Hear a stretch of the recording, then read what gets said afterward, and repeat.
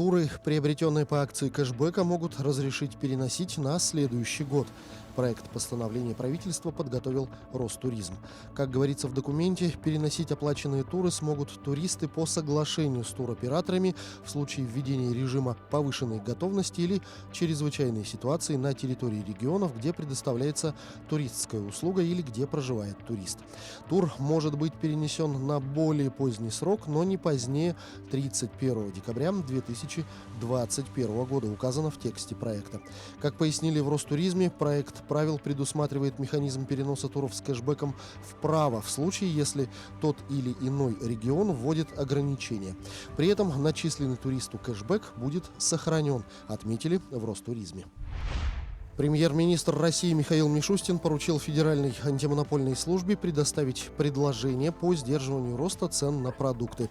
План по основным параметрам соглашения между производителями продовольственных товаров, торговыми сетями и регулятором рынка служба должна передать в Минсельхоз. Также глава правительства распорядился, чтобы упомянутые ведомства и Минпромторг мониторили потребительские цены на социально значимые товары и еженедельно докладывали о ситуации. Минфин и Минэкономразвития, в свою очередь, должны до 15 января 2021 года представить в правительство дорожную карту по созданию каталога социально значимых товаров для мониторинга при помощи контрольно-кассовой техники. Совместно с Минсельхозом Минэкономразвития до 14 декабря внесет в правительство проекты нормативных правовых актов, направленные на недопущение роста цен на продовольственные товары. Также председатель правительства Михаил Мишустин призвал торговые сети заморозить цены на подсолнечное масло и сахар. Максимальную цену на сахар в правительстве предлагают заморозить на уровне 45 рублей за килограмм, а подсолнечное масло на уровне 110 рублей за литр. Кроме того, Кабмин повысил экспортные пошлины на подсолнечник и рапс, чтобы сделать их продажу за границу менее выгодными и тем самым снизить цены внутри страны.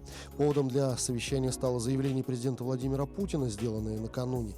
Сахар и растительное масло в списке продуктов, цены на которые с осени выросли больше других. Производители объясняют это, с одной стороны, снижением урожая в стране, с другой – падением рубля, что увеличивает цену на ввозное сырье. Работающих пенсионеров в следующем году ожидает 4 нововведения. Самым важным является то, что будет проведена корректировка накопительной системы. Центральный банк России и Министерство финансов уже продемонстрировали гарантированный пенсионный план, который предусматривает откладывание процентов от заработной платы. Утверждается, что размер выплат будет повышен до 17 444 рублей, а все пенсии будут проиндексированы на 6,3%. Кроме того, в следующем году на 2,5% будут увеличены социальные пособия. Также, согласно новым правилам, со следующего года будет изменен возраст выхода на пенсию.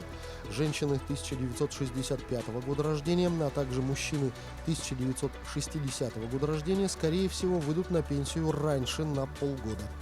Еще одним нововведением является переход всех работающих пенсионеров на электронный формат трудовых книжек. Новые электронные книжки заменят старые документы.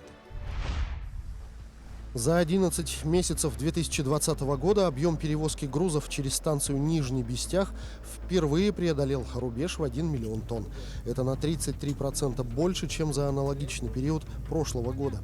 Основную долю в объеме перевозки через станцию Нижний Бестях составил завоз грузов в республику, достигнув отметки 932 700 тонн по выгрузке.